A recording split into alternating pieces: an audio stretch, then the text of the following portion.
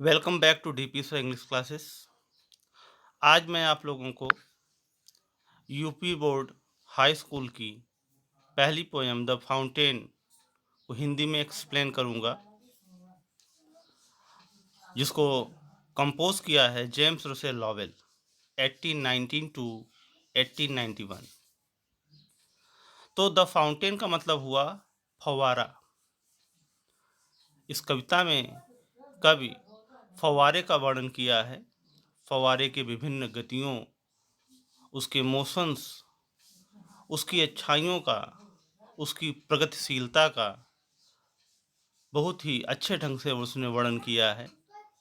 तो कवि इस फव्वारे को देख करके बहुत ही प्रसन्न होता है, बहुत ही खुश होता है, और वह ऐसे ही एनर्जी, ऐसी ही ताकत, ऐसी ही ऊर्जा, ऐसी ही प्रसन्नता, ऐसे ही गुणवत्ता, ऐसे ही गुण अपने अंदर भी लाने की कोशिश करता है।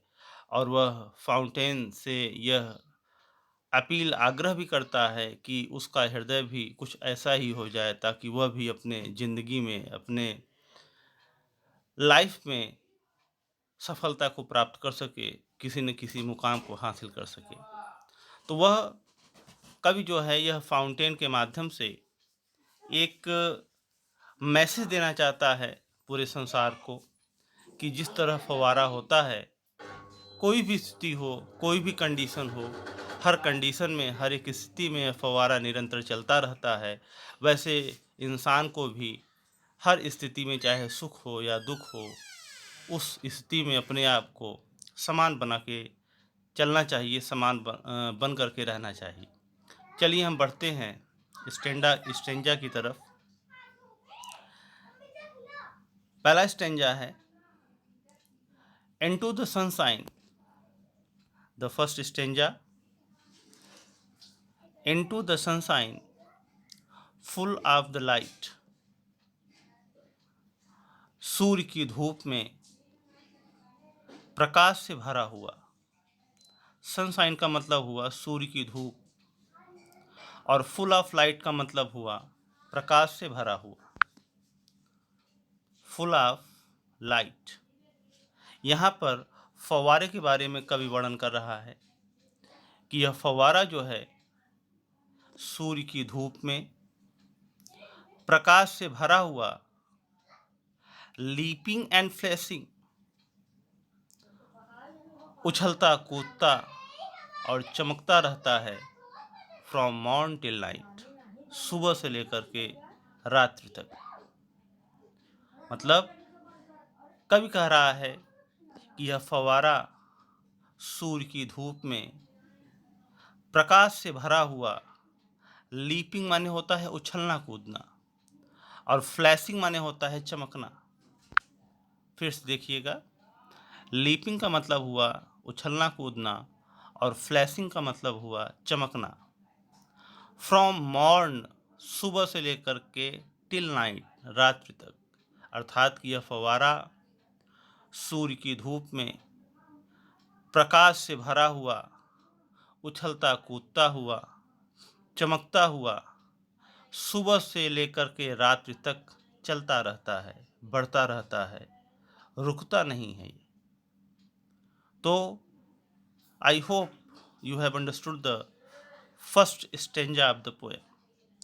अब हम बढ़ते हैं दूसरे स्टेंजा की तरफ। दूसरा स्टेंजा है into the moon light.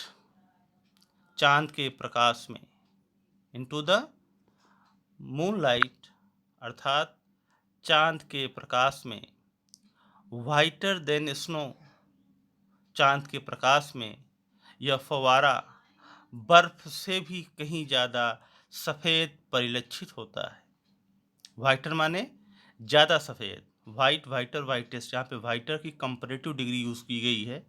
Snow माने हुआ बर्फ, और देन माने हुआ अपेक्षा। देन का मतलब यहाँ पे हुआ अपेक्षा, स्नो का मतलब हुआ बर्फ, वाइटर का मतलब हुआ ज़्यादा सफ़ेद। तो यह फव्वारा चांद के प्रकाश में बर्फ से भी कहीं ज़्यादा सफ़ेद प्रतीत होता है। तीसरा चौथा है, और यह फूल की भांति लहराने लगता है जब हवाएं बहने लगती हैं। वेविंग माने क्या हुआ? लहराना। फ्लावर लाइक फूलों की भांति। व्हेन द विंड्स, विंड्स माने हुआ हवा, और ब्लो माने होता है बहना।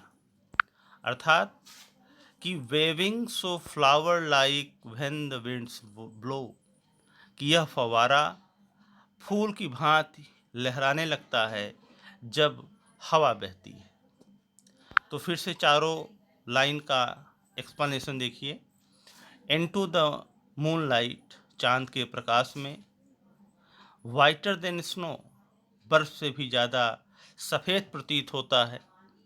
वेविंग सो फ्लावर लाइक, फूल की भांति लहराने लगता है।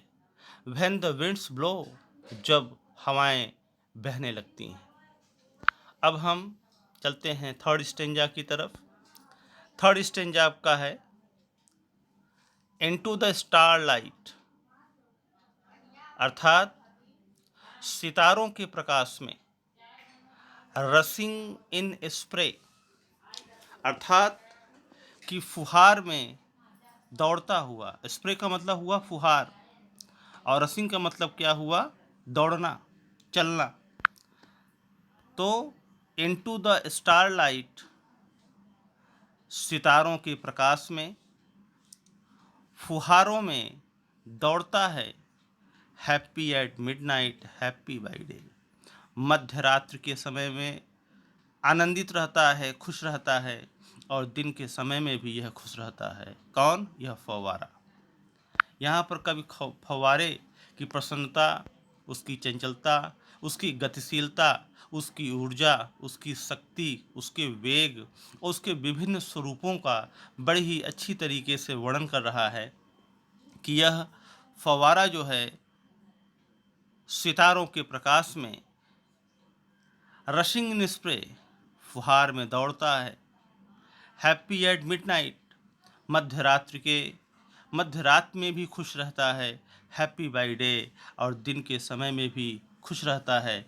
अर्थात कि इसकी तुलना कभी लोगों से, मानव समुदाय से किया है कि स्थिति कोई भी हो, चाहे दुख हो या सुख हो, दिन हो या रात हो, सुबह हो या शाम हो, आशा हो या निराशा हो, प्रकाश हो या अंधकार हो, हर स्थिति में इंसान को समान बने रहना चाहिए। खुशी के दिन में तो हर एक इंसान खुश होता है, लेकिन दुख के समय में भी इंसान को खुश रहना चाहिए, और हर एक परिस्थिति का बड़ी ही तन्मयता के साथ, बड़ी ही बहादुरी के साथ उसका सामना करना चाहिए। ऐसी गुणवत्ता, ऐसा गुण कवि फव्वारे से पाना चाहता है, ताकि वह भी अपने जीवन में इसको ला सके, ढाल सके, और उसका जीवन भी इसी फव्वारे की भांति हो जाए। तो यहाँ पर आपका ये तीनों स्टेंजा समाप्त होते हैं। अब हम बढ़ते हैं अगले स्टेंजा की तरफ। अगला स्टेंजा आपका है कि ever in motion. Ever in motion का मतलब हुआ, एवर इन मोशन, हमेशा गतिशील होता है। यह फव्वारा जब भी आप देखेंगे तो यह फव्वारा हमेशा गतिशील होता है। ब्लिथसम एंड चियरी, यह फव्वारा जिंदा दिल और प्रसन्न दिखाई देता है। अर्थात कि किसी भी परिस्थिति में आप इसे उदास नहीं देखेंगे, नाखुश नहीं देखेंगे, हमेशा जिंदा दिल रहेगा, प्रसन्न प्रतीत होगा। स्टिल क्लाइंबिंग हेवनवर्ड, स्टिल क्लाइंबिंग हेवनवर्ड, अर्थात कि निरंतर यह स्वर्ग की तरफ बढ़ता रहता है, अर्थात ऊपर की तरफ बढ़ता रहता है। अर्थात अर्थ यह हुआ कि यह निरंतर ही प्रगतिशील रहता है। बुलंदियों को स्पर्श करने की इसकी अदम्य साहस होती है। हमेशा आगे की तरफ बढ़ते रहना ही इसका गुण है। फिर है नेवर अवियरी। नेवर माने कभी नहीं, अवियरी माने होता है थकना, कभी भी थकता नहीं है। तो एवर इन मोशन, मोशन का मतलब गति, हमेशा गति में रहता है। ब्लिथसम एंड चियरी, जिंदा दिल और खुश रहता है। स्टिल क्लाइंबिंग, हमेशा चढ़ता रहता है हेवन वर्ड की तरफ, स्वर्ग की तरफ। नेवर अवियरी, नेवर अवियरी, कभी भी थकता नहीं। अवियरी का मतलब हुआ थकना। अब अगला स्टेंजा है आपका, ग्लैड ऑफ ऑल वेदर्स, अर्थात ग्लैड माने हुआ खुश होना, वेदर्स माने हुआ आपका मौसम, आल माने सभी, अर्थात कि हर मौसम में खुश रहता है, हर मौसम में प्रसन्न रहता है। Means the fountain remains happy in all the seasons, in all the weathers, he never looks disappointed, still seeming best, फिर भी हमेशा सबसे अच्छा प्रतीत होता है। कोई भी मौसम हो, ठंडी, गर्मी, बरसात, कोई भी मौसम हो, शरद, शिशिर, हेमंत, वसंत, वर्षा, ग्रीष्म, कोई भी मौसम हो, हर एक मौसम में सबसे अच्छा प्रदर्शन करता है, सबसे अच्छा प्रतीत होता है। इसलिए कवि इस फव्वारे से बहुत ही ज़्यादा प्रेरित है। अब अगली लाइन है, अपवार्ड और डाउनवार्ड, कभी ऊपर की तरफ बढ़ता है तो कभी नीचे की तरफ। मोशन दाई रेस्ट, गति ही इसका आराम है। मोशन का मतलब मोशन का मतलब गति, दाई माने तुम्हारा, रेस्ट माने आराम, अर्थात कि गति करना ही, बढ़ते रहना ही तुम्हारा आराम है। यहाँ पर कवि फव्वारे के लिए कह रहा है कि ग्लैड ऑफ ऑल वेदर्स, कि तुम हर मौसम में खुश रहते हो। स्टिल सीमिंग बेस्ट, फिर भी तुम सबसे अच्छे प्रतीत होते हो। अपवार्ड और डाउनवार्ड, कभी ऊपर की तरफ बढ़ते हो तो कभी नीचे की तरफ आते हो। मोशन दाई रेस्ट, गति करना ही, प्रगति करना ही, विकास करना ही, चलते रहना ही तुम्हारा आराम है। इसी के माध्यम से तुम आराम पाते हो। इससे अच्छा उदाहरण कवि को और कहाँ मिल सकता है। अगला है फुल ऑफ नेचर, पूर्ण रूपेण प्रकृति से भरा हुआ। यहाँ पे फव्वारे के लिए कवि कह रहा है कि पूर्ण रूपेण प्रकृति से भरा हुआ, नथिंग कैन टेम, अर्थात कि तुम्हें कोई पालतू नहीं बना सकता, अर्थात कि तुम किसी के गुलाम नहीं बन सकते हो। तुम स्वतंत्र हो, स्वच्छंद हो, और तुम अपनी स्वतंत्रता का समुचित फायदा उठा सकते हो। यहाँ पर कवि फव्वारे के लिए कह रहा है कि नथिंग कैन टेम, टेम का मतलब पालतू बनाना होता है, पालना, लेकिन यहाँ पर सिर्फ गुलामी से लिया गया है कि नथिंग कैन टेम, कि तुम्हें कोई पालतू नहीं बना सकता, अर्थात कि तुम किसी की गुलामी नहीं कर सकते हो, तुम किसी के आज्ञा के अनुसार नहीं चल सकते हो। तुम तो स्वतंत्र हो और तुम अपने अनुसार ही चलते रहोगे और निरंतर चलते रहोगे। अगला है चेंज्ड एवरी मोमेंट, अर्थात कि तुम हर क्षण परिवर्तनशील हो, यानी कि यह झरना हर क्षण बदलता रहता है। एवर द सेम, फिर भी समान बना रहता है। अर्थात कि इन दो पंक्तियों से कवि एक बहुत बड़ी प्रेरणा लेता है कि इंसान के स्वभाव भले ही बदलते रहें, लेकिन उसकी प्रवृत्ति जो है वह हमेशा एक जैसी रहे। उसके अंदर गलत प्रवृत्ति उसके मस्तिष्क में ना आए। उसका व्यवहार भिन्न भिन्न लोगों से भिन्न भिन्न प्रकार का व्यवहार भले होता है, लेकिन उसकी जो मानसिक सकारात्मक प्रवृत्ति है वह नकारात्मक प्रवृत्ति में नहीं बदलनी चाहिए। कुछ ऐसा है गुण कवि इन दो पंक्तियों के माध्यम से अपने हृदय में संजोना चाहता है। तो फिर से आप देखिएगा इसको कि फुल ऑफ अ नेचर, पूर्ण रूपेण प्रकृति से भरा हुआ, यानी कि अपने ही जैसा एक अकेला इकलौता। नथिंग कैन टेम, कोई भी तुम्हें पालतू नहीं बना सकता, अर्थात कि तुम कभी किसी की गुलामी नहीं कर सकते हो। चेंज एवरी मोमेंट, तुम हर क्षण परिवर्तनशील हो। मोमेंट का मतलब क्षण, चेंज माने परिवर्तित होना।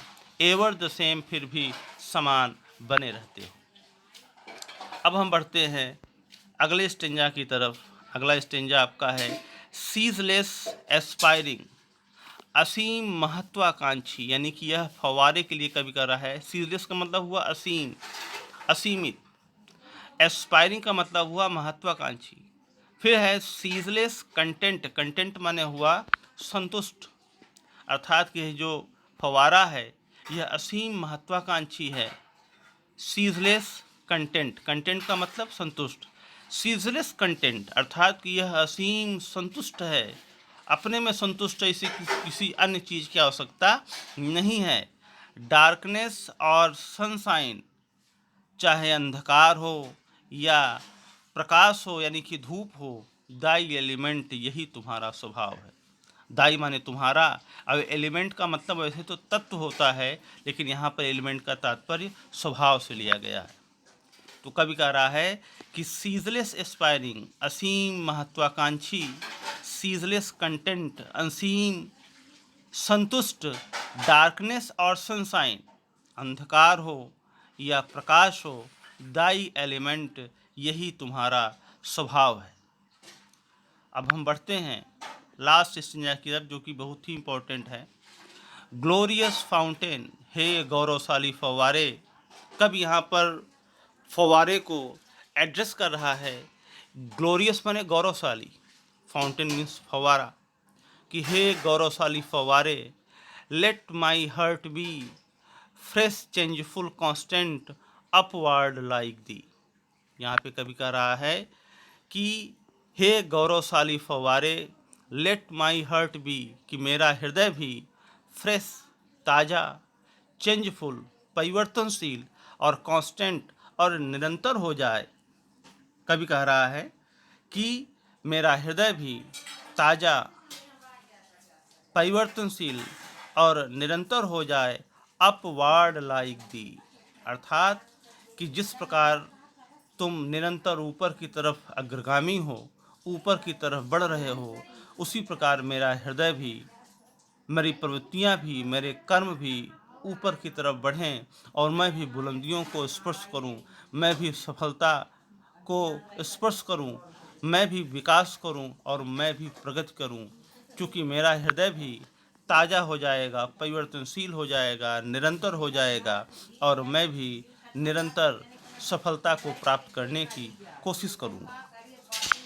तो ये बहुत ही चारों पंक्तियाँ महत्वपूर्ण हैं कि ग्लोरियस फाउंटेन, हे गौरवशाली फव्वारे, लेट माई हर्ट बी, मेरा हृदय भी ताजगा अर्थात कि ताजगी से परिपूर्ण हो जाए, चेंजफुल परिवर्तनशील हो जाए, कांस्टेंट निरंतर हो जाए, अपवर्ड लाइक दी, और यह भी उसी प्रकार ऊपर की तरफ बढ़ता रहे जिस प्रकार तुम निरंतर ऊपर की तरफ बढ़ते रहते हो।